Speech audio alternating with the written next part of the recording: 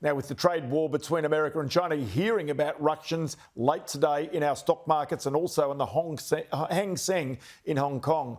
Well, today, China's latest economic growth numbers were released. The GDP grew 5.4% in the year to the March quarter, better than forecasts of 5.2%. Retail sales and industrial growth stronger than expected at 5.2% for that year. But that might be a bit short-lived with that tariff war raging.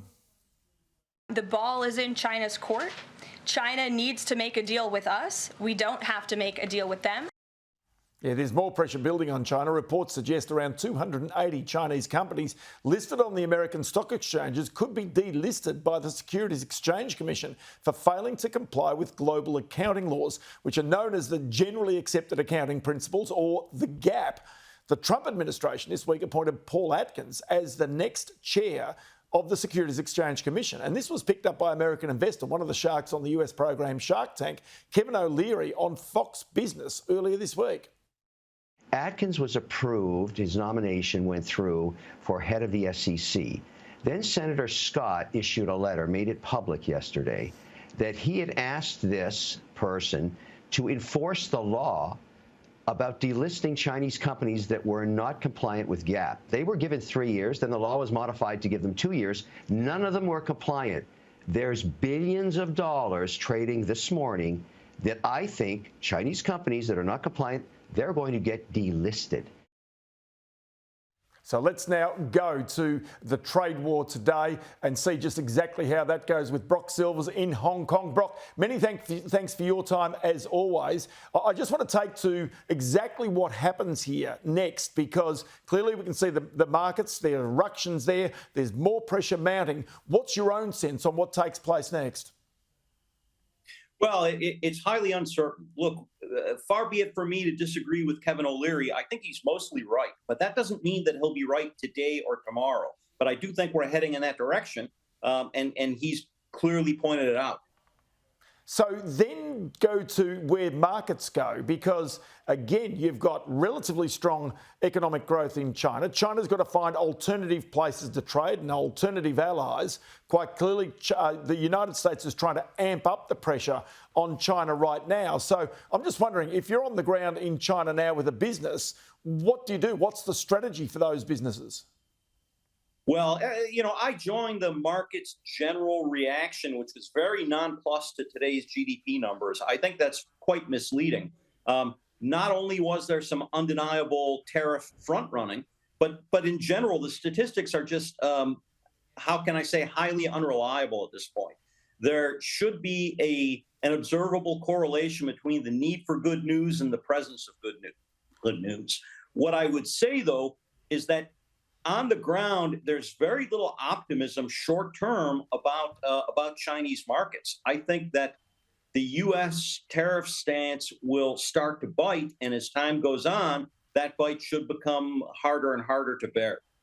Can I just go to the politics of this? Donald Trump's there for 4 years, and you don't quite know what will happen after his sort of presidency in regards to tariffs. Xi Jinping is there for the very long term and therefore is prepared to try and sweat out these tariffs in some ways. Is there a point at which China has to blink, though, because of the harm, the costs that might be being incurred in terms of the Chinese population? Yeah, look, I think it will be very difficult to wait Trump out for a full 4 years. To use an old Chinese saying, heaven is high and the end of 4 years is far away. Look, I don't think that Xi Jinping can just wait this out. I think there are problems in the Chinese economy that are going to have to be dealt with. Not only is there real solvency issues across a number of key sectors, but we also see just sort of lower growth despite the claims of 5.4%. And you have other correlated problems, such as only a small percentage of college grads actually find suitable jobs right now. So China's going to need a solution, and they're going to need one before 4 years is up. Whereas I think on the other side, the U.S. may be hit with some immediate term pricing pressures, but over the intermediate term, I think the U.S. will do just fine. Okay, so then explain to me what you get the sense that Donald Trump wants. What's the end game when they suddenly get to the negotiating table? They're trying to put some sort of a deal together. What do you get the sense that China has to give to Donald Trump in order to be able to get a new deal through? Well, the short answer is not much that they're willing to give. So it's not really what does Donald Trump needs, but where do I see the obvious deal to be made? It's hard to picture at this point. The U.S. has two main concerns. One, you can't just run massive budget and trade deficits ad infinitum. At some point, that has to end. But you also have a situation where the U.S. finds itself suddenly not making sufficient amounts of steel, ships, chips, antibiotics. None of that can be acceptable from a political perspective either.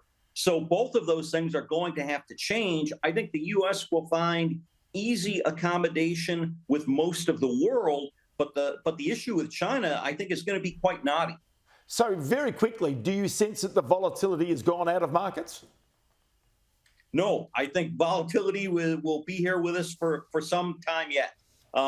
And my own portfolio may have taken a hit, but I think we'll ride that wave and recover most of that loss. Brock Silvers from Kaiyuan Capital in Hong Kong. Always good to chat to you, Brock. Many thanks for your time today. Thank you.